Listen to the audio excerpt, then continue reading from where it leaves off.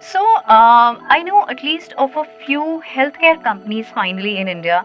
For a very long time, people have been talking about IoT in healthcare. Now, if you look at a diaspora of India, where most of the people are in rural India, healthcare becomes very expensive and inaccessible.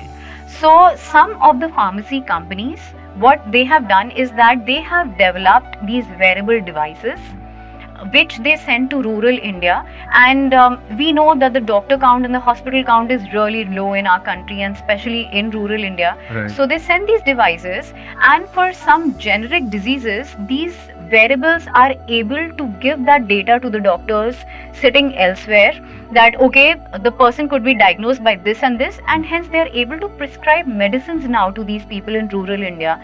And a great enabler for that change has been the pharmacy companies, Right. because their distribution has been really strong. They have reached till rural India. A hospital might not be built there, but still there'll be a lot of feet on street which go there. So there are a bunch of companies in India which are experimenting with this. And in fact, there's another company which has made a device which is again an IoT device. It has a 2G SIM enabled workability, Right. and it is sent only to rural India. And they send a lot of test kits along with it, which are like disposable test kits. Once they are sent to rural India, people just go there. They are able to self prick with a drop of blood, and the diagnosis is sent to the hospitals back in the cities, and they are able to actually provide diagnosis of things like AIDS, TB. We're just not talking about a normal viral fever, etc. Right.